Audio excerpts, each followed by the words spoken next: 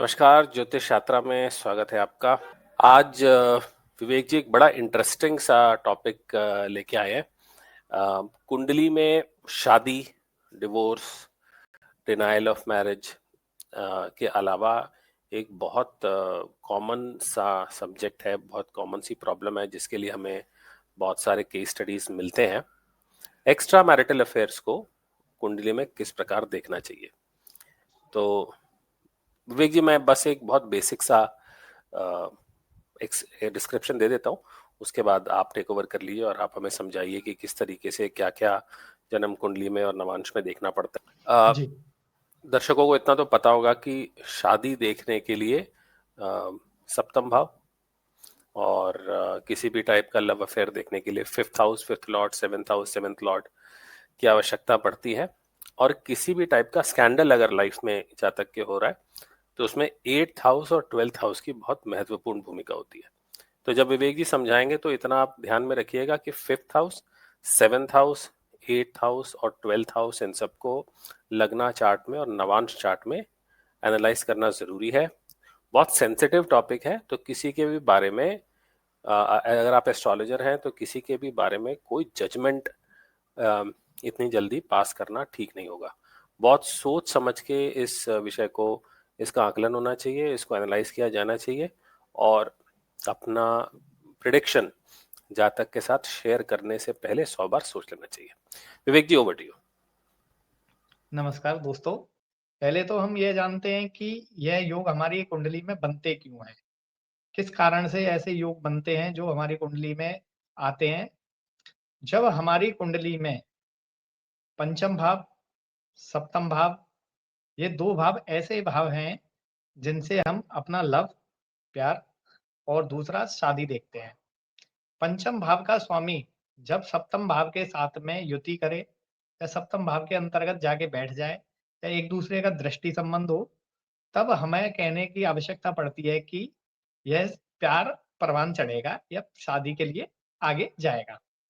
अगर इस युति के अंतर्गत किसी भी तरह का पाप प्रभाव आ जाए, या सप्तम भाव पे पाप प्रभाव आ जाए, या सप्तमेश पे पाप प्रभाव आ जाए, शुक्र पे पाप प्रभाव आ जाए, या पंचम और सप्तम की युति पे पाप प्रभाव आ जाए, इसके लिए हमें कुंडली के अंतर्गत छठे भाव को, छठे भाव के स्वामी को, अष्टम भाव के स्वामी को तथा द्वादश भाव और द्वादश भाव के स्वामी को भी देखना चाहिए।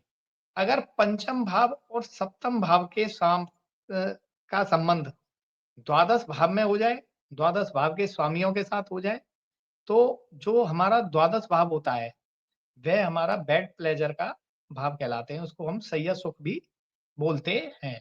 अगर इन भावों के दोनों स्वामियों की युति 12वें भाव के स्वामी के साथ या 12वें भाव में हो जाती है, तो वह प्यार आगे बढ़कर शारीरिक संबंधों में बदल जाता है तथा अनैतिक संबंध वहां पे बनना शुरू हो जाते हैं। ऐसे ही ज्योतिष के अंदर एक युति मानी जाती है शुक्र और मंगल की युति। शुक्र हमारा सौंदर्य का, प्रेम का, अपनी सेक्सुअलिटी का और कारक है, और मंगल हमारे शरीर की ऊर्जा है। जब इन सभी के साथ में मंगल की ऊर्जा का समाहित होती है, तो यह सभी चीजें एक जागरूक रूप ले लेती हैं। अब जन्म कुंडली के D1 चार्ट के अंतर्गत अगर किसी व्यक्ति की शुक्र मंगल की युति कोई भी व्यक्ति देखे, तो इसको केवल अनैतिक संबंध नहीं मानना चाहिए। अगर यह युति किसी पाप प्रभाव में आ जाए, शनि, राहु, केतु, इनके प्रभाव में अगर यह युति आ जाती है, तो यह अनैतिक संबंधों में बदल जाती है। केवल D1 चार्ट में बनने से युति का संबंध कभी भी एक्स्ट्रा मैरिटल अफेयर्स की तरफ नहीं जाता। उसके लिए हमें सूक्ष्म प्रेडिक्शन D9 का भी करना आवश्यक है।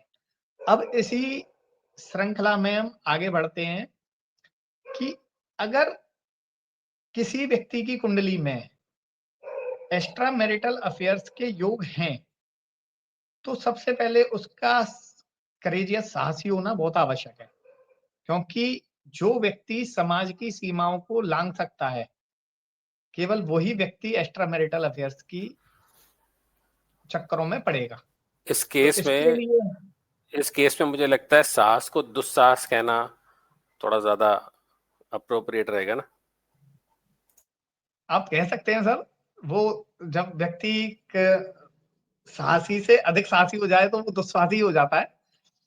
तो लेकिन एक नॉर्मल व्यू में मैं कह रहा हूं, तो अगर किसी व्यक्ति का D9 चार्ट में थर्ड हाउस बहुत ज्यादा पावरफुल हो, तृतीय बहुत ज्यादा पावरफुल हो, उस व्यक्ति के अंदर समाज की सीमाओं को लांघने की क्षमता आ जाती है। इधर एक्स्ट्रा मैरिटल अफेयर्स में मैंने कई बार ये भी देखा है कि जब शुक्र पीड़ित होता है, तो यह योग तभी आदमी के उजागर ज्यादा होते हैं जिनका शुक्र मजबूत होता है। वो वन लाइफ वन पार्टनर वाले व्यक्ति होते हैं, और वो जिनका शुक्र मजबूत होता है वो इन सब कामों के तरफ नहीं भागते हैं। इसके लिए व्यक्ति के ग्रहों का किसी पर्टिकुलर नक्षत्र में होना भी आवश्यक है, कि अगर वह पर्टिकुलर जैसे शुक्र राहु के नक्षत्र में हो, तो इस चीज के लिए मैं यही कहूंगा कि जिनकी कुंडली में केवल एक युति को D1 चार्ट में देखने के उपरांत यह ना माना जाए कि यह युति इनके लाइफ में अफेक्ट करेगी, उसका संपूर्ण विवेचन कराना चाहिए कि वो D9 में भी है या नहीं है। तो ये एक एक्स्ट्रा मैरिटल अफेयर्स पे मैंने आपके सामने अपना छोटा सा एक पक्ष रखा है, जिसको मैं चाहता हूं कि आप गलत धारणाओं से आप बच सकें। धन्यवाद। विवेक जी धन्यवाद, बहुत अच्छे से आपने एक्सप्लेन किया। दो एक चीजें अगर आप अलाउ करें तो मैं और इसमें ऐड करना चाहूंगा, क्योंकि मुझे लगता है कि बहुत ज्यादा सेंसिटिव टॉपिक है जी और बिल्कुल। मतलब इसका अधूरा ज्ञान और गलत तरीके से अगर इन रूल्स को अप्लाई किया गया तो बहुत गलत रिजल्ट्स इसके देखने को मिल सकते हैं और मतलब लोगों की लाइफ में उथल पुथल भी मच सकती है। तो थोड़ी चीजें क्लैरिफाई कर देनी चाहिए। पहली चीज तो ये कि जैसे विवेक सर ने बताया, बहुत सारे नियम एक साथ अप्लाई होते हैं तब जाके दशा कौन सी चल रही है, गोचर कैसा है। आ, सिर्फ ये देख के कि मंगल और शुक्र की, और मैंने कई सारे वीडियोस में कई सारी किताबों में भी पढ़ा है कि मंगल और शुक्र की युति को बहुत ज्यादा बदनाम कर दिया गया और बहुत जल्दी ज्योतिषी बोल देते हैं कि अगर मंगल शुक्र की युति है तो मामला यहाँ थोड़ा गड़बड़ है। लेकिन ऐसा होता नहीं है। जैसे विवेक जी ने बताया कि तीसरा भाव, पंचम, सप्तम, अष्टम, 12वां भाव, मंगल की पोजीशन, शुक्र की पोजीशन, इन सब चीजों को साइमल्टेनियसली देखा जाता है। सिर्फ एक या दो ग्रह किसी भी व्यक्ति की कुंडली में काम नहीं कर रहे होते हैं, बहुत सारे कॉम्बिनेशंस होते हैं, बहुत सारे एंगल्स होते हैं किसी भी कुंडली को पढ़ने के। तो प्रैक्टिस के लिए, अपने ज्ञान बढ़ाने के लिए आप जरूर इन नियमों का इस्तेमाल कीजिए, लेकिन किसी के भी ऊपर आप जजमेंट पास मत कीजिए, वो थोड़ा ज्योतिष के एथिक्स के अगेंस्ट है। किसी को डराना, किसी को धमकाना, वो भी ठीक नहीं है। इसके अलावा ज्योतिषीय दृष्टिकोण से अगर देखें तो आपकी कुंडली में चंद्रमा की पोजीशन को देखना बहुत आवश्यक होता है। जब भी कहीं इमोशंस या एथिक्स की बात आती है तो व्यक्ति का चंद्रमा जितना वेल प्लेस्ड होगा, व्यक्ति इमोशनली उतना स्टेबल होगा, उतना बैलेंस्ड होगा। अगर चंद्रमा ठीक प्लेस नहीं है तो इमोशनली व्यक्ति डिसैटिस्फाइड रहेगा और ऐसे केसेस में गलत डिसीजन लेने की पॉसिबिलिटी बढ़ जाती है। लग्न की पोजीशन क्या है, लग्नेश कैसा है, कहीं लग्नेश बहुत ज्यादा कमजोर तो नहीं है, कहीं लग्नेश अस्त तो नहीं है, कहीं किसी ऐसे भाव में तो नहीं है या किसी ऐसी युति में तो नहीं है जिससे कि व्यक्ति की विल पावर पे। सूर्य की पोजीशन कैसी है, तो लग्न, लग्नेश, सूर्य, चंद्र, इनकी पोजीशन को भी ठीक तरीके से तोल मोल लेना चाहिए और इन सभी चीजों को आपस में मिला जुला लेने के बाद उसके बाद ही हमें इस डिसीजन पे पहुंचना चाहिए। इन सब चीजों के परे ज्योतिष में देश, काल, पात्र का नियम भी बहुत इंपॉर्टेंट है। व्यक्ति किस जी तरह के समाज को बिलोंग करता है, किस तरीके के परिवार को बिलोंग करता है। तो सिर्फ ज्योतिषीय दृष्टिकोण से ये बता पाना कि किसी का प्री मैरिटल या एक्स्ट्रा मैरिटल अफेयर है, बहुत टेढ़ा काम है। इन नियमों को बहुत रिस्पॉन्सिबिलिटी के साथ प्रैक्टिस कीजिए।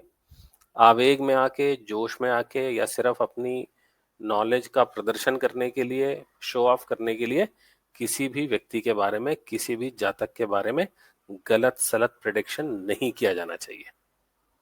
बस इतनी सी बात बोलनी थी। हम आगे भी अलग अलग टॉपिक्स पे आपके साथ ज्ञान शेयर करते रहेंगे। हमारी कैपेबिलिटी के हिसाब से, हमारे नॉलेज के हिसाब से हमें जो जो पता है हम आपके साथ जरूर शेयर करेंगे। कमेंट्स कीजिए, अगर आप किसी बात से डिसएग्री कर रहे हैं या कोई बात छूट गई तो आप बिल्कुल निसंदेह कमेंट कर सकते हैं और हम आने वाले वीडियोस में उन चीजों को सुधारने का प्रयास करेंगे। धन्यवाद।